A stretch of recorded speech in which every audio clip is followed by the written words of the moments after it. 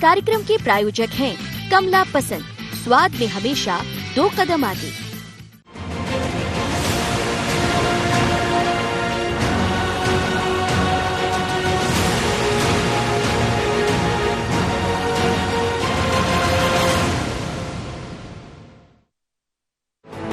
Madhya Pradesh BJP में आए ज्योतिरादित्य सिंधिया को 1 साल पूरा हो गया, लेकिन बड़ा सवाल यही, क्या सिंधिया पार्टी में अपनी अलग छवि बना पाए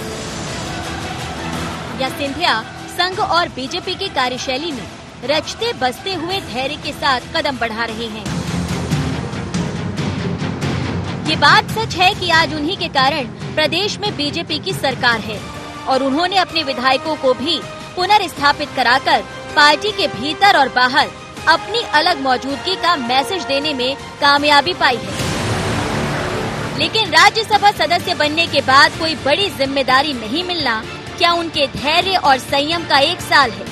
हालांकि इस बीच अलग अलग तस्वीरों और उनके बयानों से साफ है कि सिंधिया इस समय अलग रफ्तार में हैं और आज की बजाय कल पर नजर बनाए हुए हैं।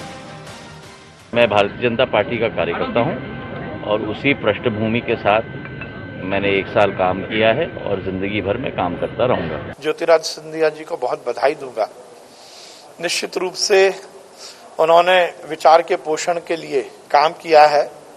इस देश की एकता अखंडता को कायम रखते हुए भारत माँ को परम वैभव बनाने का हम सबका जो सपना है उसको साकार करने के लक्ष्य के साथ वो राजनीतिक क्षेत्र में भाजपा के कार्यकर्ता के रूप में काम कर रहे हैं। कांग्रेस में सिंधिया का अलग जलवा था जो अक्सर नजर भी आया, लेकिन अब जब बीजेपी में सिंधिया बदले बदले से हैं, तो उनके 1 साल पूरा होने पर कांग्रेस का नजरिया कुछ और है। राहुल गांधी तो उन्हें बैक बेंचर बता चुके हैं।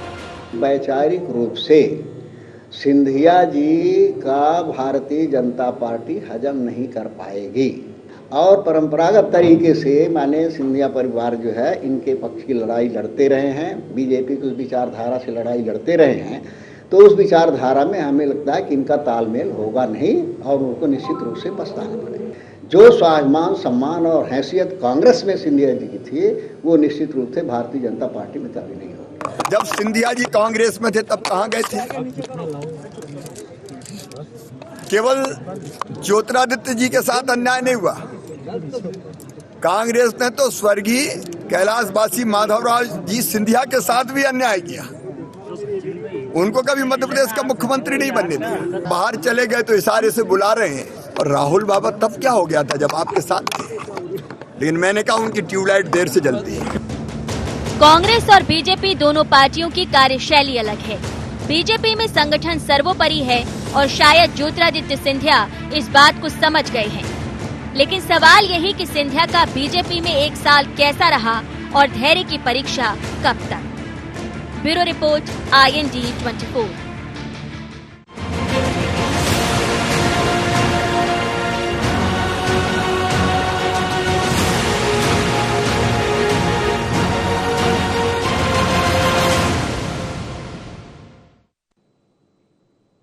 IND एजेंडा में आपका स्वागत है। आज का एजेंडा है सिंधिया का 1 साल। इस पर बात करेंगे, उससे पहले डाल लेते हैं कुछ खास बिंदु पर निगाह। क्या कहता है सिंधिया का 1 साल? क्या भाजपा में आने के बाद बदल गई सिंधिया की कार्यशैली? सिंधिया को लेकर कांग्रेस की चिंता कि क्या मायने? क्यों राहुल गांधी ने कहा कांग्रेस में वापस लौटेंगे सिंधिया? यही सवाल है जिन सवाल को लेकर आज हम बात करने वाले हैं। सिंधिया का 1 साल। 12 मार्च को सिंधिया ने भारतीय जनता पार्टी का दामन थामा था और उसके बाद वो राज्यसभा के सदस्य बन गए। मध्य प्रदेश में सरकार भारतीय जनता पार्टी की बन गई। अपने विधायकों को चुनाव जिताने में सफल रहे, मंत्री बनवाने में सफल रहे। कुछ लोग जरूर चुनाव हार गए, तो वो इस इंतजार में है कि अब महाराज के साथ है तो जरूर है उनका उद्धार होगा और कुछ ना कुछ उनको मिलेगा। लेकिन सिंधिया कहां है, ये बड़ा सवाल है। क्या राज्यसभा सदस्य बन जाने मात्र से उनका काम बन जाएगा? क्योंकि चर्चा तो ये भी थी कि जब वो भारतीय जनता पार्टी में आए हैं तो मंत्री भी बनेंगे, कैबिनेट का जब भी विस्तार होगा तो उसमें जगह मिलेगी। लेकिन सिंधिया ने जिस तरह अपने आप को बदला है, जिस धैर्य और संयम का परिचय दिया है, संघ से मिलना, बीजेपी के साथ चलना, कम बोलना और ज्यादा इंतजार करना, ये एक बदला हुआ स्वरूप है सिंधिया का। तो क्या सिंधिया ये मानकर चल रहे हैं कि धैर्य और संयम से ही भारतीय जनता पार्टी को जीता जा सकता है और इसी से आने वाले कल की रफ्तार पकड़ी जा सकती है? इसी मुद्दे पर हम बात करेंगे। सिंधिया का एक साल, मेरे साथ 3 मेहमान जुड़े हैं। आशीष शर्मा है, भारतीय जनता पार्टी के विधायक। आशीष जी, आपका बहुत स्वागत है। चौधरी राकेश सिंह है, पूर्व मंत्री और कांग्रेस के नेता, आपका भी सर स्वागत है। और सुरेश शर्मा जी है, वरिष्ठ पत्रकार। सुरेश जी, आपका भी बहुत स्वागत है। आशीष शर्मा जी के पास ही चलूंगा सबसे पहले। आशीष जी, भारतीय जनता पार्टी में आए हुए सिंधिया जी को 1 साल हो गया। बहुत कुछ उनकी कार्यशैली बदली है और उनके कार्यकर्ताओं को इंतजार होगा कि महाराज कब मंत्री बनेंगे या कहां एक ऐसी कोई पोस्ट पर नजर आएंगे। हालांकि सिंधिया ये लगातार कहते रहे हैं, अभी वर्तमान में भी उन्होंने कहा है कि मैं एक कार्यकर्ता हूं और 1 साल मेरा अच्छा रहा और मैं जीवन भर भारतीय जनता पार्टी में रहूंगा। लेकिन कांग्रेस कह रही है कि एक दिन कांग्रेस में आना पड़ेगा। कि निश्चित ही पिछले 1 वर्ष में माननीय ज्योतिरादित्य सिंधिया जी के कारण और उनके विधायकों के कारण मध्य प्रदेश में एक ऐतिहासिक परिवर्तन और भारतीय जनता पार्टी की पुनः सत्ता में वापसी।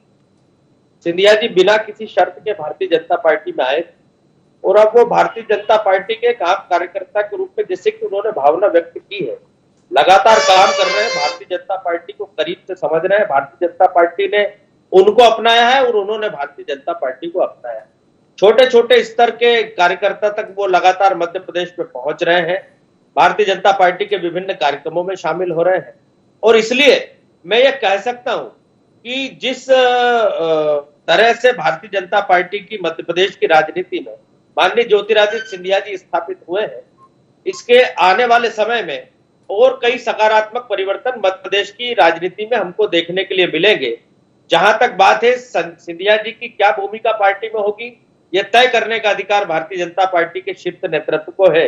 लेकिन मैं ये कह सकता हूं कि माननीय ज्योतिरादित्य सिंधिया जी, उनके समस्त विधायक जो भारतीय जनता पार्टी में आए थे, जो आज पुनः मध्य प्रदेश में की विधानसभा में प्रतिनिधित्व कर रहे हैं, वो सब भारतीय जनता पार्टी में आकर पूरी तरह संतुष्ट है। मैं स्वयं भी कई बार माननीय ज्योतिरादित्य सिंधिया जी से मिला हूं। उनको भारतीय जनता पार्टी के परिवार में आकर एक अलग तरह का अनुभव हो रहा है। उनके जो विधायक भारतीय जनता पार्टी में जीत कर आए, वो ये कहते हैं कि हम जब कांग्रेस में थे तो वहां संगठन नाम की कोई चीज नहीं थी। चुनाव लड़ने से लेकर चुनाव की पूरी तैयारियों से लेकर बूथ मैनेजमेंट तक हमको करना पड़ता था। लेकिन भारतीय जनता पार्टी में संगठन का एक ऐसा तंत्र मौजूद है जो हमारे इन सब कामों की चिंता करता है। हमें भाजपा में आकर आज वास्तव में ऐसा लग रहा है कि पार्टी विद डिफरेंस, ये एक अलग पार्टी है जहां पर संगठन अपने आप से मजबूती के साथ कार्यकर्ताओं की चिंता करता है। Ashish ji, party with difference, Scindia with difference भी नजर आ रहे। देखिए, सिंधिया जी के बारे में तो मैं कह चुका हूं कि सिंधिया जी ने भारतीय जनता पार्टी को पूरी तरह से आत्मसात कर लिया है और भारतीय जनता पार्टी के नेतृत्व ने भी, कार्यकर्ताओं ने भी सिंधिया जी के नेतृत्व को स्वीकार कर लिया है। इसलिए अब धीरे धीरे समय निकलने दीजिएगा और क्या क्या भूमिकाएं मध्य प्रदेश की राजनीति में, केंद्र की राजनीति में माननीय ज्योतिरादित्य सिंधिया जी की हो सकती है, हम देखें। चलिए राकेश जी, आप भी, आपको दोनों तरह का अनुभव है, दोनों पार्टियों का अनुभव है। लेकिन सिंधिया जी 1 साल हो गए हैं और कार्यकर्ता शायद ये सोच रहे होंगे कि सिंधिया जी किसी और जगह नजर आएंगे। राज्यसभा सदस्य बन गए, ये बात सच है, लोकसभा का चुनाव हार गए। लेकिन ये 1 साल सिंधिया जी का कैसा देखते हैं, चूंकि राहुल गांधी ऑलरेडी टिप्पणी कर चुके हैं आपकी तरफ से?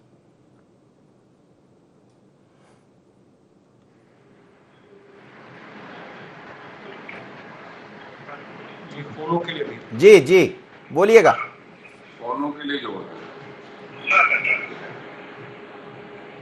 राकेश जी, मेरी आवाज सुन पा रहे? चलिए मैं उनके पास लौटूंगा, सुरेश शर्मा जी के पास चलता हूं। सर, 1 साल पूरा हो गया सिंधिया का, क्या प्रतिक्रिया आपकी?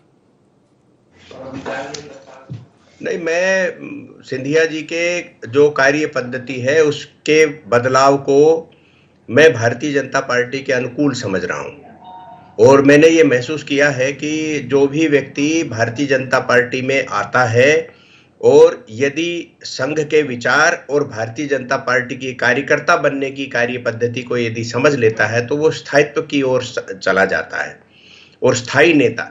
सिंधिया जी के साथ दोनों प्लस पॉइंट मैंने महसूस किए हैं कि वो भारतीय जनता पार्टी के नेता बनने की उस प्रक्रिया को पार कर गए हैं 1 साल में, जिस प्रक्रिया के तहत संघ में जिसको ये कहा जाता है कि तृतीय वर्ष का वर्ग कर लिया हो। तो मुझे ये लग रहा है कि सिंधिया जी ने संघ के साथ तालमेल किया है, भारतीय जनता पार्टी के केंद्रीय नेतृत्व के साथ तालमेल किया है, प्रदेश के नेताओं में प्रतिस्पर्धा खड़ी करने की बजाय उनके साथ समन्वय बनाया है और कार्यकर्ता बन करके उन्होंने कार्यकर्ता के साथ मिलने का प्रयास किया है। जो ग्लैमर की दुनिया सिंधिया जी के साथ चला करती थी, वो ग्लैमर आत्मसात हो गया है और वो कार्यकर्ता के रूप में आ गए हैं। तो ये एक बहुत बड़ी उपलब्धि जो है मैं देख रहा हूं। मैंने अपने कॉलम में परसों लिखा था मनोज जी, और उसमें ये कहा था कि सिंधिया जी इस समय मध्य प्रदेश में भारतीय जनता पार्टी के शीर्ष नेतृत्व की गिनती में माने जाते हैं। देश में क्या माने जाते हैं देश के समीक्षक समझेंगे, लेकिन चूंकि मैं मध्य प्रदेश में समीक्षा करता हूं तो मैं ये मान के चलता हूं कि यदि 4 बड़े नेताओं के नाम लिए जाएं जो मध्य प्रदेश में मुख्यमंत्री हो सकते हैं तो शिवराज सिंह चौहान, कैलाश विजयवर्गीय, नरोत्तम मिश्रा, सिंधिया जी। इनके क्रमानुसार नहीं बोला मैंने ये 4 नाम बोले हैं। इस समय ये 4 नाम मध्य प्रदेश की राजनीति से ऐसे हैं जो मध्य प्रदेश के मुख्यमंत्री हैं, हो सकते हैं वाली स्थिति रहेगी। तो सिंधिया जी को कम आंकना मैं तो नहीं आंक पा रहा हूं। और मैंने ये महसूस किया है कि मैं फिर से रिपीट कर रहा हूं, मैंने ये महसूस किया है कि भारतीय जनता पार्टी में जिस नेता ने कार्यकर्ता बनने का मन बना लिया, उसके विस्तार को कोई नहीं रोक सकता, क्योंकि अहम जो है वो जाकर के ही बाधक बनता है। संघ के लोग भी अहम को ठीक नहीं मानते, खुद में चाय रखते होंगे वो, मुझे नहीं मालूम, लेकिन न नेतृत्व, केंद्रीय नेतृत्व, जिस भी व्यक्ति में अहम सामने आता है वो। और आज एक दूसरा, मैं आपको एक पॉलिटिकल बात कह रहा हूं, ये मैंने समीक्षात्मक कही है, ये पॉलिटिकल बात है। पॉलिटिकल ये है कि देश भर में भारतीय जनता पार्टी को नेताओं की जरूरत है। जिन राज्यों में उनका वर्चस्व नहीं है, वो प्रभाव नहीं है, वहां वो नेता। चलिए सर, मैं लौट रहा हूं, ये आपका सवाल, इस सवाल पर भी मेरा सवाल रहेगा, लेकिन जरा राकेश जी की मैं एक प्रतिक्रिया ले लूं। राकेश जी, मेरी आवाज आप सुन पा रहे हैं? जी, आपको दोनों अनुभव है, दोनों पार्टियों का अनुभव है। सिंधिया का 1 साल पूरा हो गया है, आप कहां उनको देख रहे हैं? हालांकि राहुल गांधी की इस बीच एक टिप्पणी भी आई है, वो अलग मुद्दा था, पर मैं आपसे समझना चाहूंगा कि सिंधिया के 1 साल को कहां देख रहे हैं भारतीय जनता पार्टी? मैं तो पहले तो सिंधिया जी को ये बधाई देता हूं कि उन्होंने बहुत ही धैर्य पूर्वक अपने जीवन का 1 वर्ष न्योछावर किया है भारतीय जनता पार्टी के। और अगर दृष्टिकोण डालें तो 1 वर्ष जीवन का बहुत महत्वपूर्ण होता है उस युवा व्यक्ति के लिए जो 50 वर्ष पूरे कर चुका है जीवन। और जितनी तारीफ हमारे भाई शर्मा जी कर रहे हैं, आशीष जी कर रहे हैं, इंतजार का फल मीठा होता है, करना चाहिए। लेकिन ये कहा गया है कि बिना शर्त उन्होंने भाजपा ज्वाइन की है। मैं ये अपना अनुभव बता रहा हूँ, वैसे भी बता रहा हूँ महेश जी कि भारतीय जनता पार्टी में और किसी भी दल में आदमी बिना किसी शर्त के नहीं जाता है। बस भारतीय जनता पार्टी में ये कहा जाता है कि आप कहोगे नहीं कि शर्त के साथ आए। तो मैं तो उनका भविष्य देख रहा हूँ, अडवाणी जी की तरह वो धैर्य रखें। मैं भविष्य देख रहा हूँ मध्य प्रदेश के नेताओं की तरह, विक्रम वर्मा जी की तरह, आदरणीय हिम्मत कोठारी जी की तरह। नौजवानों में अगर बात करूं तो मैं धैर्य देख रहा हूं, सिसोदिया जी हमारे हैं एमएलए, और अब आशीष को भी देख रहा हूं, ये भी सीनियर एमएलए हो गए, और राजन शुक्ला जी को देख रहा हूं, और गोपाल भार्गव का तो नाम ही नहीं लिया सुरेश भाई ने। इनके इतने पुराने मित्र हैं, इतने वरिष्ठ विधायक हैं, उनका उन्होंने उस फहरिस्त में नाम ही नहीं लिया मुख्यमंत्री वाले में। मुझे तो यही अफसोस है, वो सीनियर मोस्ट है सबसे भारतीय जनता पार्टी में। लेकिन सर सीनियर लोगों को आजकल आप समझ ही रहे हैं भारतीय जनता पार्टी में। जी मैं भाई बिल्कुल, वो देखिए मार्गदर्शक मंडल में जाए तो इसमें तो बहुत अच्छी बात है, और मैं समझ रहा हूँ ये बयार भी सिंधिया जी वाली भी मार्गदर्शक मंडल की तरफ ही जा रही है महेश जी, क्योंकि जीवन का 1 वर्ष बड़ा महत्वपूर्ण होता है। और 1 वर्ष ऐसे गुजार देना, अब ये तो उनके छाती पे हाथ रख के कोई पूछे कि महाराज अब कैसे हो, आपको 1 वर्ष कैसे गुजार दिया, ये तो सब कहेंगे कि साहब कार्यकर्ता बन के आ गए, बड़ा आत्मसात कर लिया। और उन्होंने कहा है कि वो तो एक आम कार्यकर्ता बने रहेंगे। मैं भारतीय जनता पार्टी में होके भी आया हूं, मैं लोगों के वादे भी करके सुन के आया हूं और वादा खिलाफियत भी मैंने उनकी देखी है। तो भारतीय जनता पार्टी में कोई दूध के धुले लोग नहीं है, चाहे वो संगठन के महामंत्री हो और चाहे कोई भी मुख्यमंत्री हो। तो जो सिंधिया जी अभी जो जिस उससे दौर से गुजर रहे हैं, वो सीधे रास्ते महेश जी वहीं जा रहे हैं कि इंतजार करते रहिए। अब 4 राज्य के चुनाव के नतीजे आ जाएं, फिर किसानों का आंदोलन खत्म हो, और अगर ये चलता रहा तो आपको इंतजार करना ही करना। चलिए जी चलिए मैं लौट रहा हूं। और कितना इंतजार रहेगा? भारतीय जनता पार्टी की कार्यशैली अपनी है, कॉर्डरवे संगठन कहा जाता है बीजेपी को, लेकिन सुरेश शर्मा जी ने तो नाम भी गिना दिए। इस पर चर्चा जारी रहेगी। एक छोटा सा ब्रेक, अभी लौटते हैं।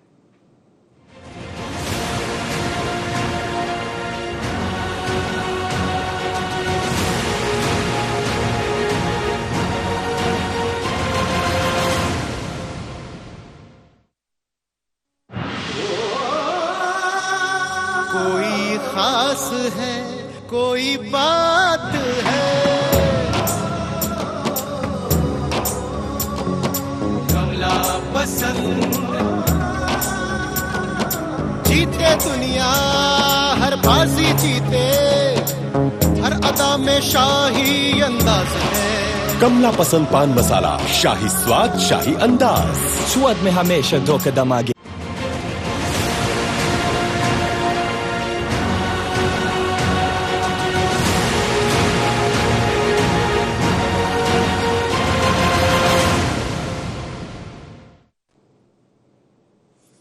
सिंधिया का 1 साल, हम इसी मुद्दे पर बात कर रहे हैं। मेरे साथ 3 मेहमान जुड़े हुए हैं। वापस चलूंगा आशीष शर्मा जी के पास, विधायक हैं भारतीय जनता पार्टी के। आशीष जी, आपने तमाम तरह की बातें कही, लेकिन कुछ सवाल भी है कांग्रेस के, वो भी आप सुन रहे होंगे। और उनकी तुलना तो आडवाणी जी से कर दी है। आडवाणी जी तक को लेकर चले गए राकेश जी, क्योंकि उनका अनुभव दोनों जगह है। अब आपका अनुभव, चूंकि आप लगातार पार्टी से जुड़े रहे हैं, विधायक बन गए हैं, राकेश जी का अपना एक अलग अनुभव है, तो वो अपना अनुभव साझा कर रहे थे। और यदि उनके अनुभव को देख ले तो फिर सिंधिया जी मुश्किल में होंगे। किसी के भी जीवन से किसी के जीवन की तुलना नहीं करना चाहिए। सबके अनुभव अपने अपने हो सकते हैं, किन परिस्थितियों के साथ उन्होंने उस राजनीतिक दल पे काम किया। जहां तक बात ज्योतिरादित्य सिंधिया जी की है, मैंने खुद ने भी स्वयं उनको 1 साल में ऑब्जर्व किया है। वास्तव में उन्होंने बहुत धैर्य और शांति के साथ अभी भारतीय जनता पार्टी को समझने का काम किया। हमारा संगठनात्मक ढांचा कैसा हो, वो इतने बड़े नेता हो जी, कार्यकर्ताओं को संबोधित किया है, संगठन को समझा है। और इसलिए मैं ये कह सकता हूं कि ज्योतिरादित्य सिंधिया जी ने भारतीय जनता पार्टी को पूरी तरह से अपने जीवन में आत्मसात कर लिया है। और इसलिए भारतीय जनता पार्टी के कार्यकर्ता के रूप में उन्होंने जो 1 साल का समय पूरा किया है, वो उनके लिए कई सुखद अनुभवों से भरा हुआ है।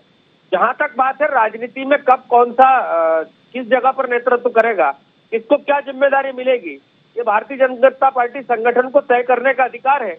और सिंधिया जी ने बहुत सोच समझकर अपने जीवन में निर्णय लिया है। एक इतना बड़ा राष्ट्रीय स्तर का नेता यदि किसी अन्य दल को ज्वाइन करता है तो बहुत सोच समझकर उन्होंने भारतीय जनता पार्टी की सदस्यता ली है, भारतीय जनता पार्टी को करीब से समझा है। अपनी दादी जो भारतीय जनता पार्टी की फाउंडर रही, जिन्होंने मध्य प्रदेश में भारतीय जनता पार्टी को खड़ा किया, सोच समझकर तो राकेश जी ने भी ज्वाइन किया था।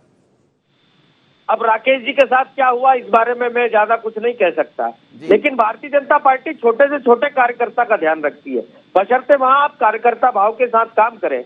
किसको क्या मिलना है ये समय, परिस्थितियां और नेतृत्व तय करता है। कई बार हो सकता है कि जिस भावना के साथ हम पार्टी में गए हैं वो भावना के अनुरूप हमें जिम्मेदारी नहीं मिल पाती, लेकिन हमें धैर्य रखना चाहिए। हर संगठन धैर्य चाहता है, जिसमें भारतीय जनता पार्टी में तो यदि आपका समर्पण 100% है तो मैं मानता हूं कि भारतीय जनता पार्टी कभी कार्यकर्ता के समर्पण की अनदेखी नहीं करती है। सुरेश शर्मा जी, बड़ी बात है भारतीय जनता पार्टी, आपने भी कहा, और धैर्य रखना, और धैर्य तो जीवन में ही, हमें लगता है कि जब जीवन में आप धैर्य रखना सीख जाएंगे तो सफलता की सीढ़ियां आपको मिल जाएगी। ये अमूमन जीवन में भी होता रहता है। लेकिन भारतीय जनता पार्टी एक अलग है। आपने 4 नाम भी गिना दिए, उसमें से एक नाम का जिक्र राकेश जी ने कर दिया कि वो नाम आपने नहीं लिया, लेकिन बीजेपी बदल गई। बीजेपी में आपने भी कहा कि अब युवाओं की एक तलाश है और नए चेहरों की जरूरत है। क्या उस नए चेहरे में आने वाले दिनों में सिंधिया एक सबसे बड़ा चेहरा होंगे? हर बार आड़ा हो जाता है जी की बात तो सब अपनी जगह है, पर आशीष जो है बहुत प्रतिभावान विधायक हैं। मैं एक बात कहूंगा कि धैर्य और आकलन ठीक है, ये सब अपनी जगह है, और राकेश जी अच्छे से जानते हैं कि धैर्य और अनुभव और समर्पण ये सारी चीजें कई जगह रहती हैं, लेकिन गणेश परिक्रमा करने वाले जो है लाभ उठा जाते हैं। और मैं समझता हूं कि मैं अपने अनुभव को साझा नहीं करना चाहता, इतना पर्याप्त है कि धैर्य और ये सब धरे रह जाते हैं। और गणेश परिक्रमा वाले चाहे वो 10 घाट का पानी पी लिया हो, उसके बाद भी आके जो है हाई पावर पर बैठ जाते हैं। तो ये इस बात से मैं सहमत नहीं हूं, क्योंकि ये मेरा अपना अनुभव है और मैंने देखा है नजदीक से इन सारी बातों को, इसलिए ये सब बनावटी बातें हैं। जहां तक किसी भी नेता के बिना शर्त आने की बात है, तो ये भी मैं स्वीकार नहीं करता, क्योंकि यदि बिना शर्त आने वाली बात होती तो वही 2 विभाग और वही 2 मंत्री अकेले शपथ नहीं लेते। ये शर्त है और इसमें कोई शक संदेह नहीं है। कोई राजनीतिक समीक्षक आंख बंद करके नहीं बैठ सकता कि ये कह दे कि सिंधिया जी बिना शर्त के आए होंगे।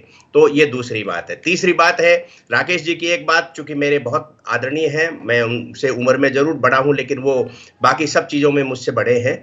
तो मैं ये जरूर कहूंगा कि हिम्मत कोठारी और विक्रम वर्मा ने जो भारतीय जनता पार्टी में पाया है, तो किसी भी नेता को ताजिंदगी देने की ठेकेदारी कोई राजनीतिक दल नहीं लेता। ये कांग्रेस ही हो सकती है कि अस्ताचल में चले गए कमलनाथ और दिग्विजय सिंह को झेल रही है, और सारे प्रतिभावान युवा नेता जो है वो मक्खी मच्छर ढूंढते फिर रहे हैं कि हमें क्या करना चाहिए और क्या नहीं करना चाहिए। तो भारतीय जनता पार्टी की इस पद्धति से मुझे कोई आपत्ति नहीं है। जिस भी व्यक्ति ने, मैंने मनोज जी आपके चैनल पर कई बार कहा है कि जिस भी नेताओं ने अपने शीर्ष नेता के आगे डग भर करके आगे निकलने की ताकत कर दी, वो संगठन ताकत में चला जाता है। आज गांधी परिवार के आगे डग भरने की स्थिति कांग्रेस की नहीं है, तो 15, 20, 5, 10, 5 बड़े बड़े राज्यों में इस हैसियत में आके खड़े हो गए। तो ये तो नेतृत्व को तय करने वाली बात है। जहां तक सिंधिया जी का प्रश्न है, सिंधिया जी, मुझे आज मैं फिर कह रहा हूं, वो दूर की कौड़ी है और उसके आधार पर जो है वो लंबे पदों पर भी जाएंगे, लंबी जिम्मेदारी पे, क्योंकि उनके पास जीवन अवधि बहुत है और उसमें जो है वो बहुत जा सकते हैं। और आदरणीय राकेश जी जो है ने गंभीर टिप्पणी की है और मैं कई चीजों में इत्तेफाक उनसे रखता हूं। यदि वो अपने समायोजन के साथ ज्यादा ध्यान देते तो वो भारतीय जनता पार्टी के एक बहुत बड़े नेता के रूप में रहते। अब उन्होंने मुकेश को स्थापित करने का पहले प्रयास कर लिया और खुद बात पीछे रह गए, तो मैं उसके लिए भाई साहब के एक छोटी सी चूक तो मानूंगा ही मैं। तो इसलिए जो है जो राजनीति है वो राजनीति अलग चीज होती है, बाकी स्थापना अलग चीज होती है। और जहां तक सिंधिया जी का प्रश्न है, मैं फिर से कह रहा हूं कि सिंधिया जी आने वाले समय में मध्य प्रदेश में और देश में भारतीय जनता पार्टी के बड़े चेहरों में से एक गिनती रखें। जी राकेश जी, आपके सवालों का जवाब भी कुछ आया है, और क्या आपसे यदि जोड़ा जाए तो आपसे कुछ गलतियां हो गई थी जो सिंधिया जी नहीं कर रहे हैं, धैर्य से चल रहे हैं, लेकिन एक परिक्रमा की बात भी सामने आ गई। अब उस विषय पे बार बार बोलना ठीक नहीं है। और भाई आदरणीय सुरेश शर्मा साहब चूंकि उस दौर में उस चर्चा में थे नहीं, तो अगर जो व्यक्ति इस चर्चा में थे, अगर ये वहां तक ये बात पहुंचा सकते हैं और वो अगर मुझसे बात कर सकते हैं, तो मैं सहर्ष उनसे बात करने को तैयार हूं। और तभी मजा आएगा जब मैं कहूंगा कि आपकी क्या बात, मेरी क्या बात हुई। इन्होंने मुकेश का नाम ले लिया, छोटे भाई है, ईश्वर करे खूब आगे बढ़े, खूब भारतीय जनता पार्टी में मुस्तैदी से कार्य करें।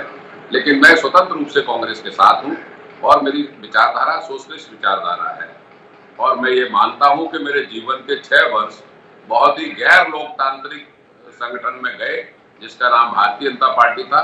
मैं तानाशाह प्रवृत्ति वाले लोगों के बीच में रहा 6 वर्ष। एक व्यक्ति फैसला करता है जिसका नाम है संगठन महामंत्री, और बकाया सब वहां पे कोई अहमियत नहीं रखता है। मैं कई प्रदेश कार्य समितियां मैंने अटेंड की, वहां कोई एजेंडा पहले से तय होता है, कौन कितना बोलेगा, किस विषय पे बोलना है, अलग से कोई विषय उठाने की वह हिमाकत नहीं कर सकता है। मैंने ये वहां देखा है कई बार।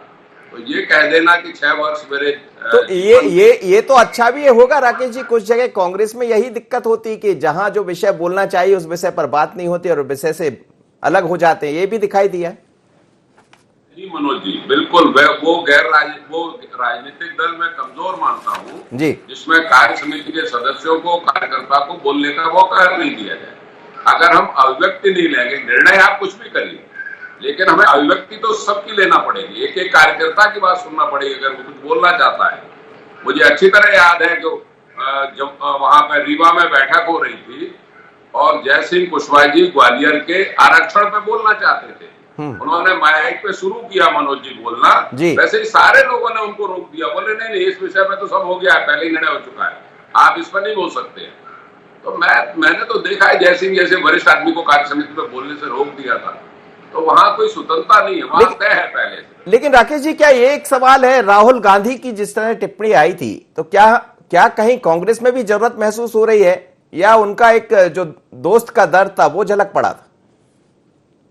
देखिए, सीधी बात यह है कि कांग्रेस ऐसे दौर से गुजर रही है कि जहां सबको टीका टिप्पणी करने का मौका मिल रहा है, लेकिन आप ख्याल रखिए, समय देखिए, ये घड़ी है, ये चलती रहती है, जो कभी 12 बजने पे ऊपर जाती है वो 6 बजने पे नीचे भी आती है, और जब इनका समय पूरा हो जाएगा मोदी जी का, जी और कितने सहिष्णु व्यक्ति हैं, कितने मिलनसार हैं, अमित शाह जी कितने लोकतांत्रिक हैं, कितनी तारीफ की जाए उनकी, इन लोगों का समय जब आ जाएगा तो इनके भी 6 बजेंगे और सुइयां नीचे आ जाएंगी और कांग्रेस की सुइयां फिर 12 पे पहुंचेंगी। चलिए सर, समय का बड़ा खेल है जीवन में और सभी जगह समय सबका बदलता है। आप तीनों मेहमानों का बहुत बहुत धन्यवाद, आप मेरे साथ जुड़े।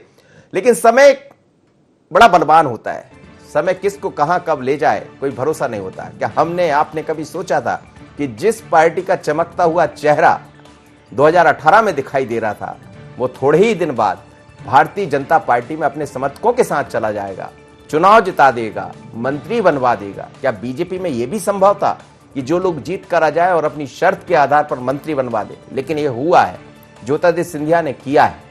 पर एक साल पर हम नजर डालते हैं तो ये जरूर नजर आता है कि सिंधिया की नजर कहीं और है, कल पर है, और जब धैर्य और संयम है तो हमें लगता है कल भी आज बन जाएगा। आज इतना ही, मुझे दीजिए इजाजत, बने रहिए।